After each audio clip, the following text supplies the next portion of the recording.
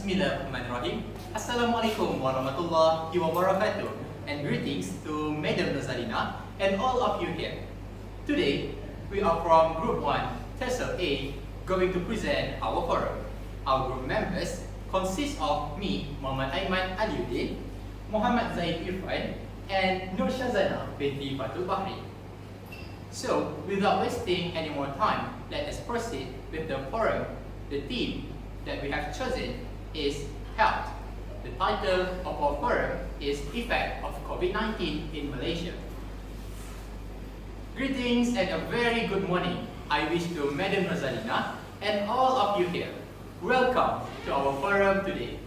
As well as we know, pandemic COVID-19 is a current big issue which enables you to think about the topics we had highlighted, and we are trying to solve the issues together by sharing beneficial and interesting ideas. So, we will be discuss the effect of COVID-19 in Malaysia.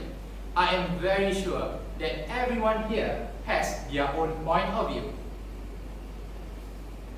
First and foremost, let me introduce myself. I am Muhammad Aiman Aliuddin, the moderator for today's forum, and our special guest for today, Dr. Zaid Irfan, the counselor in Malaya Child and Psychology Center, and Dr. Sri Nur Shazana, Vice President of Women, Family and Community Development. So today, in this forum, we will be discussing about COVID-19's impact on Malaysians. Before that, how are you, Dr. Zaid? You look healthier since the last time we met. Yes, thanks, Mr. Moderator. I'm in the theme of health. So, how about you? Alhamdulillah, I'm good. Thanks for sharing and thanks for asking. Dr. Zaid. Next, we move to the gorgeous lady, Dr. Sri Nur Shazana. How are you, Dato'? I'm fine. I don't deserve such praise, actually. Thank you, Mr. Moderator. Oh, you're so humble. Thank you too for answering my question. So, before we get started, let me explain in detail COVID-19 and how it impacts our lives in Malaysia, especially in the past few years. So, what is COVID-19? COVID-19 or coronavirus disease is an infectious disease caused by the SARS-CoV-2 virus. COVID-19 pandemic is the greatest communicable disease outbreak to have hit Malaysia since the 1918 Spanish flu, which killed 34,644 people, or at least 1% of the population of the then British Malaya. In the 1999, the Nipah virus outbreak killed 105 Malaysians, while the SARS outbreak of 2003 had claimed only 2 lives. The ongoing COVID-19 pandemic has so far claimed over 30,718 Malaysian lives. There were three waves of the COVID-19 cases in Malaysia. The first wave of 22 cases occurred from January 25 to February 15 with no death and full recovery of all the cases. The second wave, which commenced on February 27, presented the cases in several clusters, the biggest of which was the Seri Petaling public cluster with an infection rate of 6.5%, of making up 47% of all cases in Malaysia. Subsequently, other clusters appeared from local mass gatherings and imported cases of Malaysians returning from overseas.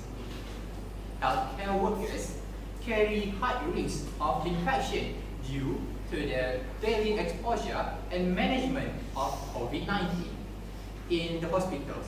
However, 70% of them were infected through community transmission and not well handling patients.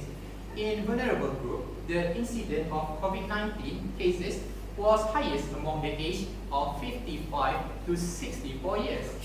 In terms of fatalities, 63% was reported to be aged above 60 years, and 81% had chronic comorbidities such as diabetes, hypertension, and heart diseases. The predominant COVID-19 strain in Malaysia is strain B, which is found exclusively in East Asia. However, strain A, which is mostly found in the USA and Australia, and strain C in Europe was also present. To contain the epidemic, Malaysia implemented a movement control order, or we call it MCO. In the beginning on March 18, 2021, in 4 phases over 2 months ending on May 12, 2021, in terms of academic impacts, Malaysia has lost 2.4 billion a day during the MCO period, with an accumulated loss of 63 billion up to the end of April. Since May 4, Malaysia has relaxed the MCO and opened up its economic sector to relieve its economic burden. Currently, the best approach to achieving herd immunity to COVID-19 is through vaccination,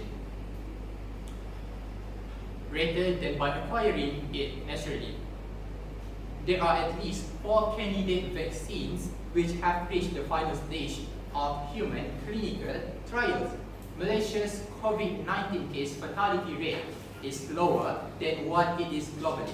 This is due to the successful implementation of early preparedness and planning, the public health and hospital system, comprehensive contact tracing, active case detection, and a strictly enhanced MCO.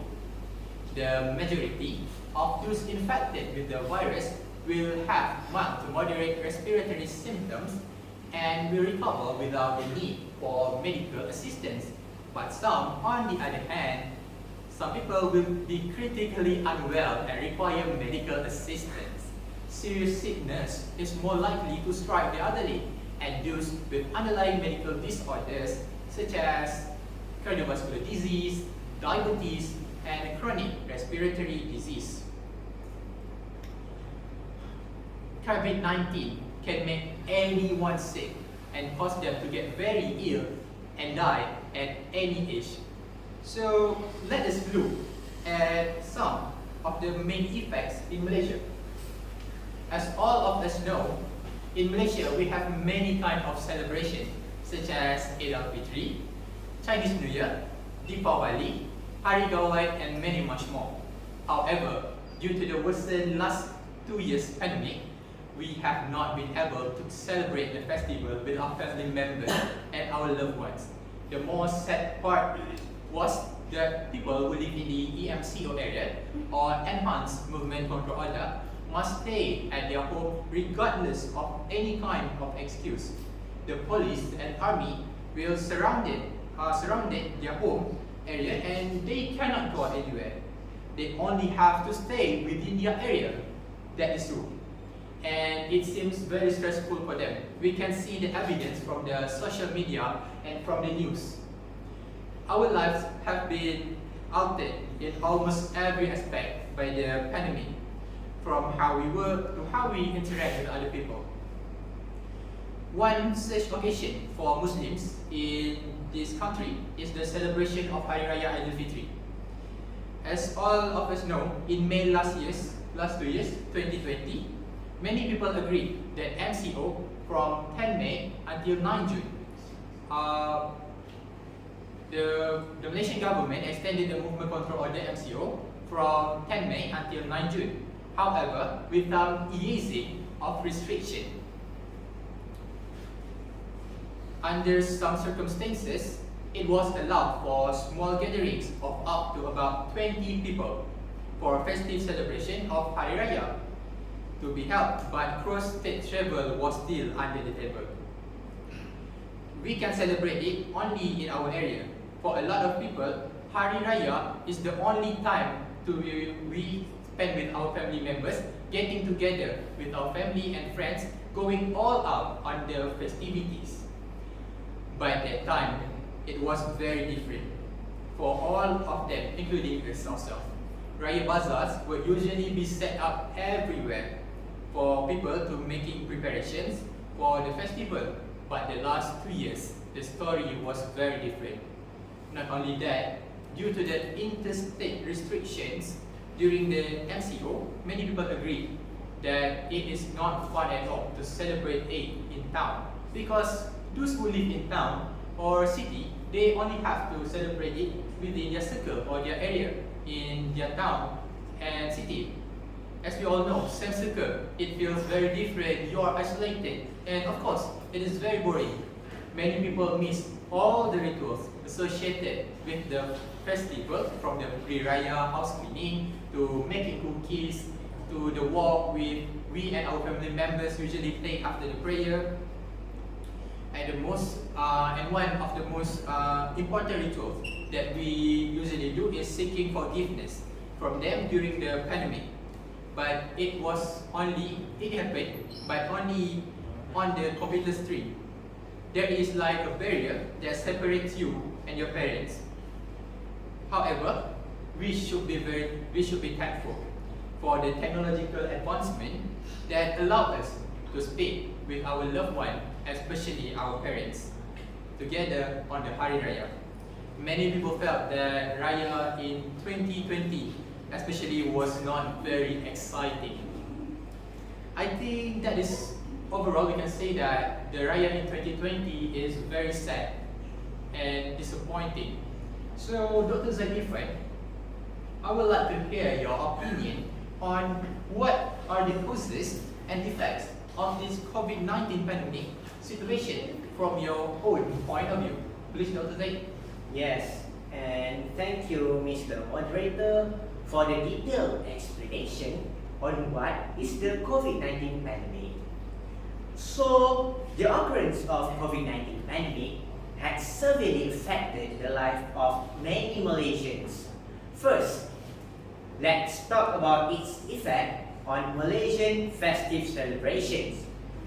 People can't visit their loved one freely anymore like they used to be, and must spend most of their time with a family member at home. And there are also people that had spent their time during the festival holidays alone. The life of Malaysians in 2020 has also seen a dramatic twist with COVID-19 as the diabolical nemesis. All the exciting festivals that everyone would look forward to in 2020, the last 2 years, can no longer be experienced that year, as public gatherings could only worsen the spread of the virus. The impact of festivals in 2020 has been quite saddening, as all the fun and frolic that comes with the festivals in Malaysia would not happen. Some of its impact have been positive, such as the improvement of the quality of our environment. But most of it has been so negative that we cannot even deny it. It has become a stressful time for many people. The old ones that could rarely see their children had put their hope in seeing them during the festival holidays like Hari Raya, Idul Fitri, as usually everyone would return to their hometown to celebrate it. For sure, they all really wanted to see their family more frequently, especially being elderly. Being all alone during one of the most important times of the year, while not being able to see our family members that we had been longing to see, surely will make everyone sad deep inside the heart.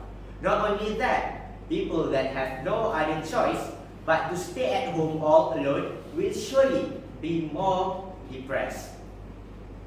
Aside from that, the COVID-19 pandemic has had a substantial influence on the Malaysian economy, resulting in the depreciation and a drop in the country's GDP.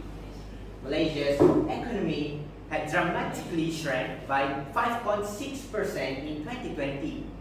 It is the weakest year since the Asian financial crisis in 1998. While in 2021, the country's GDP the country's GDP is predicted to increase from 6.5% to 7.5%. The pandemic has a negative impact on several vital industries including entertainment, markets, retail, hospitality, and tourism. Postal and courier services are one of the least affected industries, or should I say, their business has skyrocketed during this time because many people had to change their shopping method to online shopping, which will make more use of the postal and shipment industries. Furthermore, all of the enterprises must comply with the government's SOPs, which have impacted their operations. During the current MCO 3.0, the government, during the previous MCO, which has impacted their operations, the government has lost 1 billion each day. Travel restriction during that time and consumer risk aversion have a significant impact on all tourism-related industries. Financial market volatility has increased as a result of many external risks. The majority of enterprises' sales and revenue have decreased, causing financial and cash flow issues. As of May 1, 2020, 67.8% of the total of 4,094 Malaysian businesses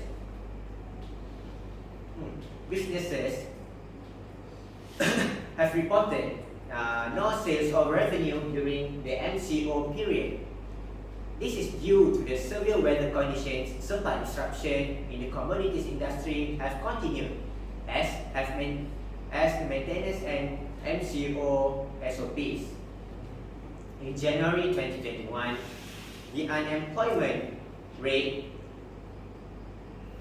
had risen to 4.9%. Through this movement, the government is encouraging Malaysians to shop online, which has resulted in a 40% increase in online sales of fast-moving consumer products. Malaysians are increasingly becoming accustomed to contactless payment systems that do not require cash. Okay? Other than that, COVID-19 pandemic has also affected Malaysian education severely. Due to the Movement Control Order, which is the MCO, the teaching process needs to be carried out through online learning. Be it schools or higher educational institutes, all of it needs to carry out the online teaching method. This has become quite a problem because most of the educational institutions were not prepared to do this. This is because they had to change it drastically to go fully virtual. Not all students in Malaysia had sufficient access to internet and internet-enabled devices, and as a result, they could not attend at all their online classes. Teachers had to send physical worksheets to their students in extreme circumstances, such as the orang asli youngsters, but were unable to conduct a proper assessment due to the lack of resources, while the reduction in academic performance is expected to be severe. The implications on children's psychological development have yet to be considered.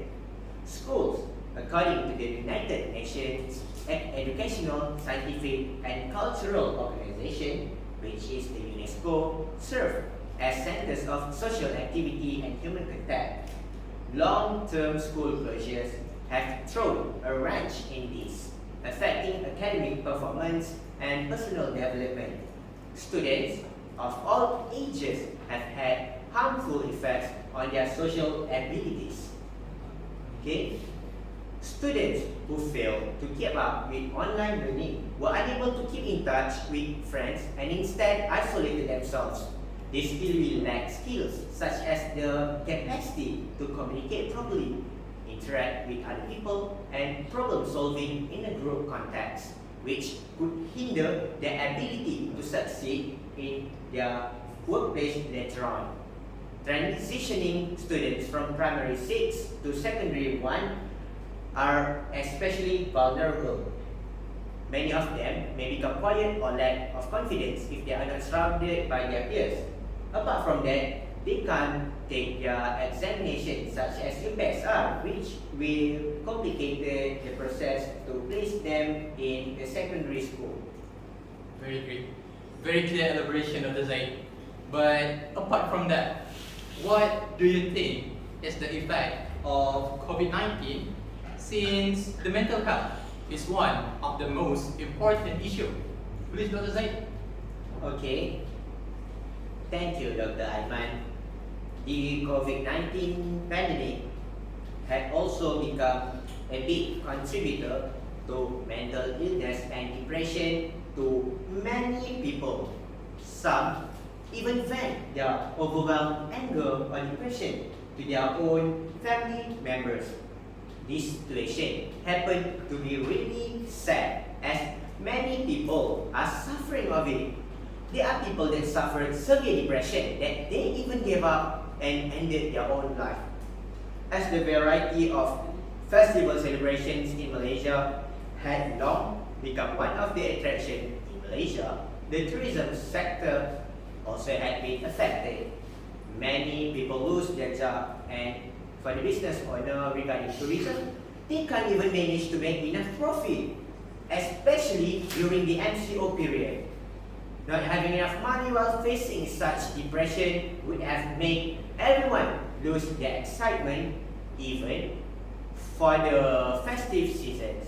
The vibe that used to be full of happiness and excitement now only left with sorrow and despair. Besides that, not only adults that are facing such pressure, students from all educational institutions also felt the pressure from online learning. Alongside the lack of social interaction, online class structure can affect teens and adolescents in a number of ways. For example, they may feel heightened anxiety about keeping up to date with their schoolwork. Other teens may experience difficulty concentrating or staying focused while at home. For some adolescents and young adults, being in front of others on video can lead to their own anxieties. Students may find it difficult to receive the extra education support they need to succeed. Actually, there are many causes that have led to these horrific consequences, such as the strict SOPs and the movement control order. These regulations could not be avoided as it functions to decrease or even to stop the spread of the COVID-19 virus. The MCO has stopped people from traveling to another state or even to another district in some area that has severe cases of COVID-19, thus not allowing people to visit their families that are living from afar. Even in their neighborhood, people were not allowed to celebrate any festivals with one another to avoid creating new clusters of COVID-19 cases. People were also scared to risk their lives of their families and had to stay at home for the sake of everyone. On some occasions, the celebration that were allowed to be held in public, like Aiman said just now, also happened not to be same as they used to be because of the SOPs that need to be followed. This situation has started many businesses that has resulted in many people to lose their job. COVID-19 had become a major hindrance in our lives, not only during the festive season, but also in many other ways. Yeah, that is indeed really worrying. But Dr. Zaid, I'm sorry if I may ask, can you tell us more about the actions taken by the government of Malaysia and Ministry of Health in order to overcome this COVID-19? Please, Doctor. Okay, Mr. Moderator. Actually, during the past 2 years, during the early stage of the COVID-19 pandemic, Malaysian citizens did not initially realize how deadly the virus is.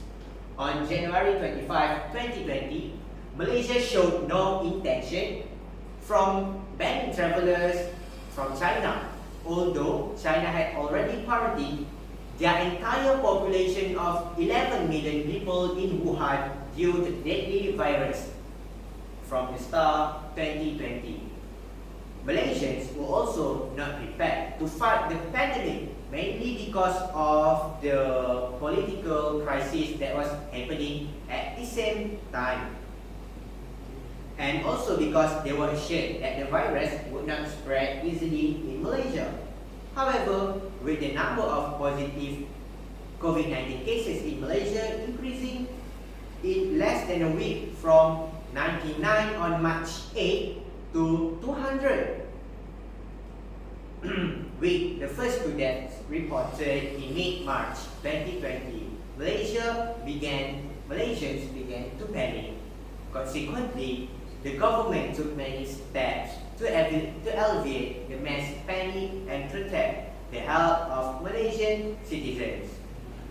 The Ministry of Health had played a crucial role in ensuring maximum readiness to contain the spread of the virus. Among the earliest efforts taken by the Ministry of Health to prevent disease transmission was the enforcement of health screening at all points of entry. According to the Director General of the Ministry of Health, Dr. Noor Hisham Abdullah, one of the strategies was the deployment of thermal scanners. This was done to further enhance the detection of fever amongst tourists or locals returning from abroad. Malaysians who returned from Wuhan were screened, identified, and isolated in special quarantine areas for COVID-19. This measure also involved airline crews as well as the staff of Ministry of Health. Okay, then the subsequent step taken by the Ministry of Health along with the government to overcome the spread of COVID-19 was to increase the number of hospitals that could treat COVID-19 cases. There was also a group effort between public and private hospitals to accommodate the growing numbers of cases of infection, comprising university hospitals and Ministry of Defense hospitals. And to enhance the Ministry of Health efforts in keeping the spread and mortality rate under control, a movement control order was implemented starting from March 18, 2020. The MCO related to the restriction of movement of people into or out of an area. The Director General of the Ministry of Health emphasized that the order enforced came under the Prevention and Control of Infectious Disease Act 1988 and the Police Act 1967 and would help to control the spread of the virus. This step was very significant as the situation in China had proved that by isolating the infected group of individuals and practicing social distancing, the pandemic could be contained. Moreover, an alliance involving 38 professional medical societies was established on March 1, 2020 to support the Ministry of Health in the area of health care. The intention of this coalition was to keep the community well informed and to ensure that the information made available was true and accurate. Yes. Thank you so much, Dr. Zaid. Now, let us hear Dr. Sri Shazana's opinion. Dr. Sri, what do you think we can do in order to adapt with these problems caused by COVID-19, especially during the festive season. Alright, thank you, Mr. Moderator. There are various ways we could do in order to adapt to these problems. It is definitely worth saying that adjustment and adaptation are not always easy. This time we are going through is certainly rough. Since the start of the pandemic, there has been an increase in the number of people reporting sleep disturbances, an increase in the amount of liquor sales across the nation, and the number of people utilizing mental health online hotlines and have greatly increased. While humans are resilient, we are also human. It is important to recognize that this time is super stressful to understand the effects of such stress on the human body and psyche, and to help yourself adapt in a positive way. A year after the COVID-19 pandemic emerged, we have suddenly been forced to adapt to the new normal when celebrating festivals. Some events lend themselves naturally to a digital approach. Live streaming music recitals, plays, and comedy nights staged under socially distanced conditions is a good way to open up events to more attendees. Quizzes, online gaming events, virtual exhibitions, and even virtual escape rooms have become increasingly popular under lockdown. Even relatively static activities can be made more interactive by introducing online polls, quizzes, or moderated chats. There are more hygiene principles that are essential for any public interactions, especially during a celebration or festival. You must always ensure that you have a mask covering your face. Additionally, in the name of health choices, you must always ensure that your hands do not make contact with the inside of the mask, else the point of making the mask is eaten.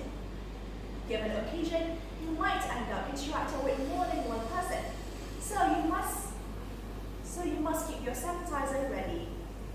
You might also want to keep a separate bottle of it to offer to others, so they do not end up keeping in contact with your personal bottle. For public festivals such as Diwali or Christmas, there are some practices that you could maintain in order to make healthy choices, consume healthy food, and maintain good health. For bigger celebrations, avoid public celebrations.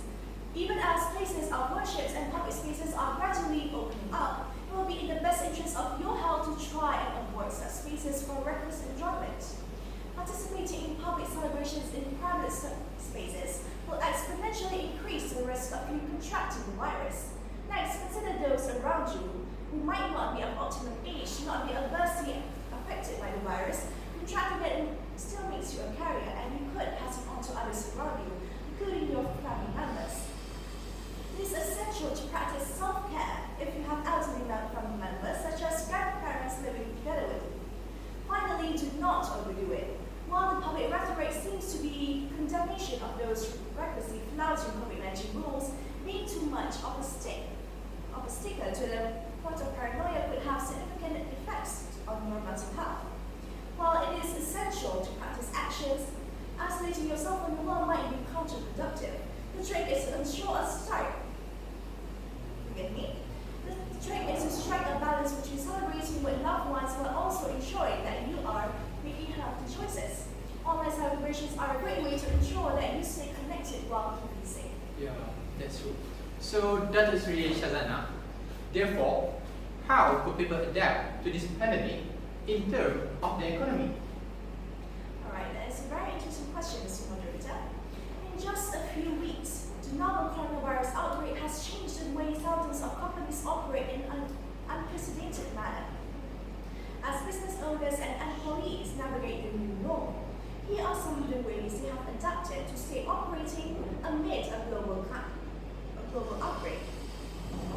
The COVID-19 outbreak has delivered an indiscriminate blow to businesses, as everything from small restaurants to multinational corporations have been forced to change how they work amid a series of shutdowns orders to help stem the tide of the virus. They have also had to implement these massive organizational changes in just a matter of weeks to attempt to stay afloat, with many companies shifting from full-scale working from home plans and many others going on in delivery. First of all, teleworking takes over everything from meetings to yoga classes. Social distancing measures and government-mandated stay-in-place orders have led to companies moving their workforce from working from home, leading to a skyrocketing demand for video conferencing software such as Zoom. In addition to being used for meetings, workers in the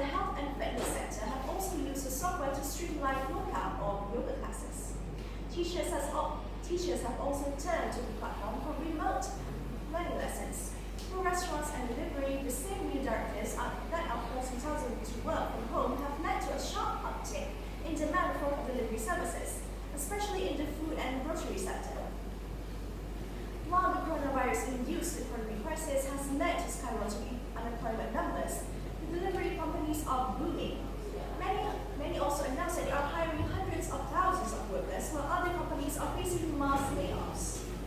Instacart announced late last week it plans to hire a whopping 3,000 additional full-time shoppers over the next 3 months to meet the increased demand. Amazon similarly said it will hire 100,000 full and part-time positions at fulfillment centers and delivery networks across the world. Pizza Hut, Domino's are also saying that they are hiring.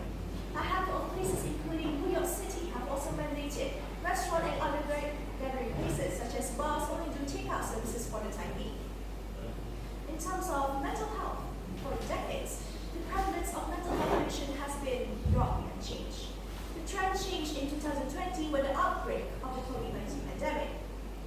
From March 2020 onwards, the prevalence of anxiety and depression increased. For example, in Belgium, France, Italy, Mexico, New Zealand, United Kingdom, United States, the prevalence of anxiety in early 2020 was double or more the level observed in previous years. In Australia, Belgium, Canada, France, the Czech Republic, Mexico, Sweden, the United Kingdom, and the United States, the prevalence of the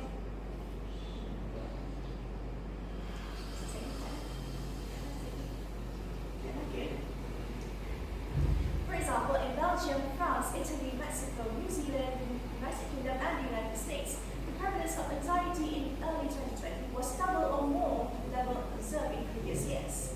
In Australia, Belgium, Canada, the Czech Republic, France, Mexico, Sweden, the United Kingdom, and the United States, the prevalence of depression in early 2020 was also double or more the levels observed in the previous years.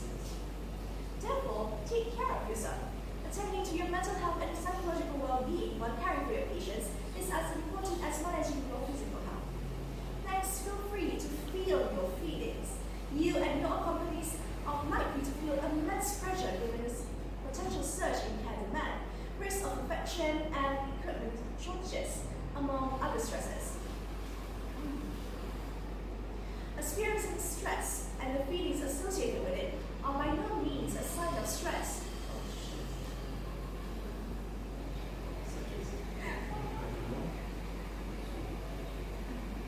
Experiencing stress and other feelings associated with it are by no means a sign of weakness or a reflection on your ability to do your job or school. Put in practice strategies that have worked for you in the past during times of stress. These can include getting enough sleep and finding respite during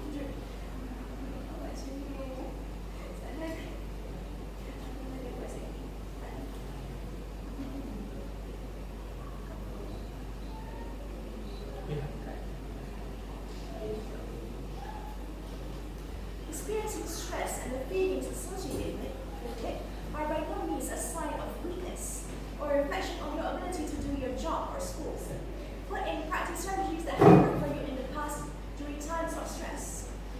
These can include getting enough rest and finding respite during time of work or between shifts, eating meals ideally, healthy food.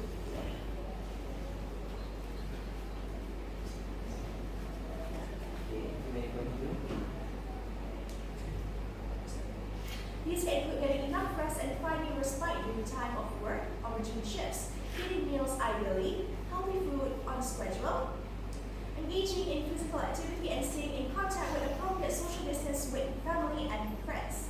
Don't forget to perform regular check-ins with yourself. Monitor yourself for symptoms of depression or stress disorder, such as prolonged sadness, difficulty sleeping, intrusive memories, or feelings of hopelessness. Talk to a trusted colleague or supervisor. Be open to seeking professional help if symptoms persist or worsen over time. Take a break from the news and social media. Other than that, make a regular habit of stepping away from your computer and smartphone from time to time. When returning online, focus on information from reputable sources, not just sources in your social media. You don't have to take in everything produced by a 24/7 news cycle. Also, be fortified by remembering the importance and meaning of your work. Remember yourself that despite the current challenges and frustrations, yours is a noble calling. taking care of those in time of need of great certainty.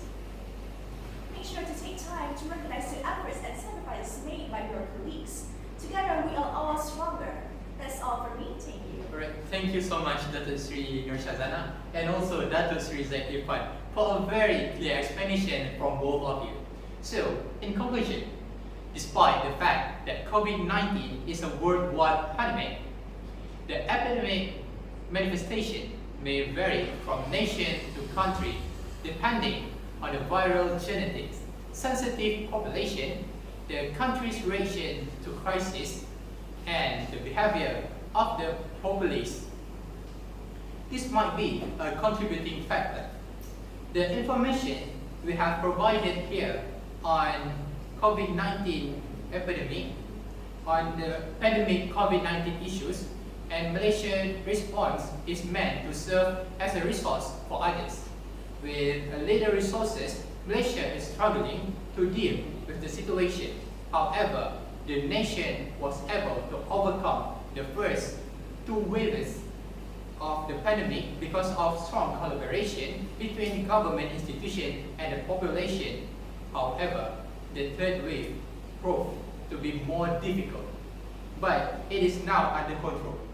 Hopefully, Malaysia will be able to stay off the outbreak since the vaccination already arrived and most of the Malaysian population already got the vaccination. That's all from us. Thank you. Allah yang satu. Oh, okay. Nanti yang kita. Sikit lah, macam mana? Awak aku rasa